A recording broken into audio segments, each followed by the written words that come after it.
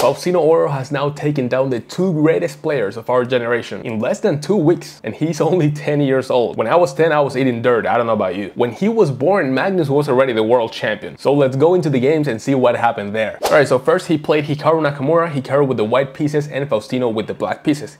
Hikaru goes pawn to e4 and we have pawn to e5.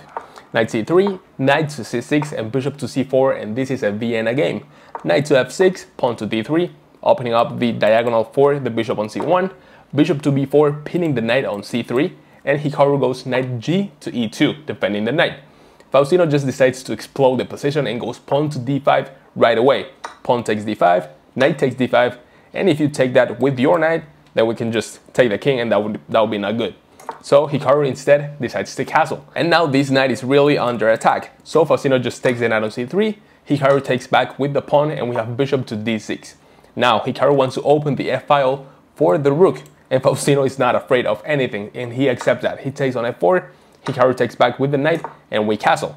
Now queen to f3, putting a lot of pressure on f7 with the bishop, with the queen, and with the rook. However, this move allows knight to e5, forking the queen and the bishop. The queen goes to e4 and Faustino takes on c4. If you take back with the pawn, that will be tripling your pawns, and that is a tremendous weakness. So of course Hikaru takes with the queen. Now we have pawn to c6, pawn to d4, and rook to e1, grabbing the extremely open file. This is 100% open. There's nothing on this file. However, this move does weaken a little bit the f7 square. Now it is attacked by the queen and potentially by the rook on f1. Hikaru decides to develop the bishop via d2. And now queen to c7, putting a lot of pressure on the knight on f4.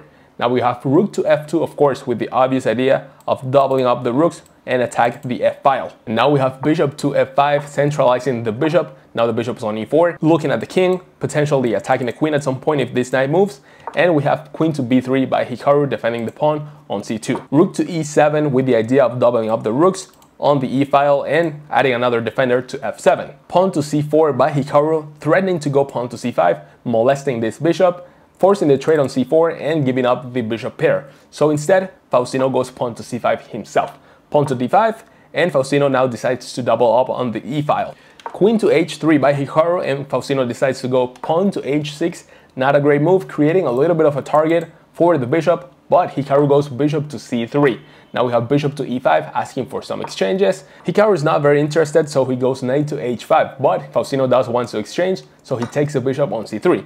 Hikaru takes back with the queen, and queen to e5, asking for even more exchanges. Now Hikaru takes the queen, takes back with the rook, and we have rook to d2 by Hikaru Nakamura. That is a blunder because he completely forgot about the knight on h5. And just within a second, Faustino takes the knight. Hikaru pins the bishop, but that is very easy to defend. Now Faustino simply goes rook h to e5, defending the bishop, pawn to d6, that is the only hope by Hikaru. He's down a full piece. But now Faustino simply goes pawn to f5, defending this bishop, so the rook can move around without worrying about this bishop being on the air. Hikaru goes pawn to g4, of course he's trying to get rid of the defender of this bishop, but Faustino simply goes pawn to g6, defending once again the defender of this bishop. Hikaru takes on f5, takes it back with the pawn, and Hikaru brings the king closer. Now Faustino attacks the pawn on d6, and Hikaru goes king to e3, and that is the final blunder of the game, because now there's bishop to c6, attacking the king. Wherever the king goes, this rook is going to fall. It is attacked by two rooks, and this is just game over. Faustino gained 14 bullet points out of this game. Of course, playing Hikaru, who is 300 points higher rated, so of course you gain a lot of points from this game. And now, just a couple days ago, he played Magnus Carlsen. That is the only game he played against Magnus Carlsen, and he won the game. So let's see how that went down. And now against the one and only Magnus Carlsen, the greatest player of all time, Faustino now has the white pieces, and he goes pawn to d4. Magnus goes pawn to g6 with a modern defense, and Faustino simply grabs space in the center. Bishop g7, pawn to e4, knight to f6, attacking this pawn, but Faustino goes pawn to e5, attacking the knight. Knight to d5 and pawn to c4.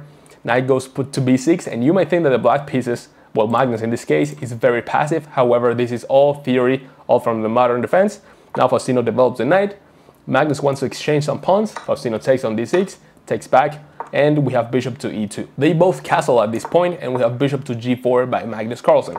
Now, Faustino goes pawn to b3, and the idea behind this move is that if they take on f3, you can now take with the bishop without worrying about this pawn being undefended, which is now defended, of course, by the bishop. Magnus goes knight to c6, and Faustino develops the bishop via e3.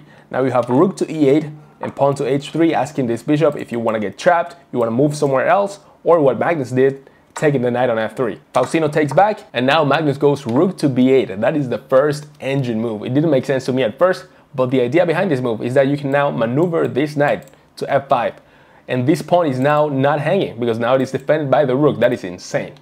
Now Faustino goes queen to d2, and now the opening stage is officially finished for Faustino Oro. He has now connected the rooks, the king is castled, and all the pieces are doing its job. Now Magnus goes knight to e7, of course with the idea of going knight to f5, attacking this bishop.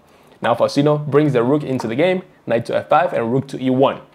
Magnus takes on e3, Faustino takes back, and we have a rook exchange. And now Magnus Carlsen goes queen to e8, and this is a slight inaccuracy because you remember that this rook was defending this pawn. Well, now we can drag the rook out of b8 by taking the queen on e8. He takes back, and now the pawn is not defended by the rook anymore, and we can just take it. Now Magnus goes pawn to c5. If you take that pawn, they will take the knight on c3, and it looks like you're losing, but you can simply take back on b6, and if they take back, you might think that this pawn is not defended, but if you take that pawn, Magnus would go rook to e1 check. The only legal move, king to h2, and bishop to e5 would be losing for Faustino. So instead of blundering everything, Faustino goes knight to b5, attacking the pawn on a7 and the pawn on d6 at the same time. Now Faustino goes rook to e7, attacking the bishop, which goes all the way back to f3.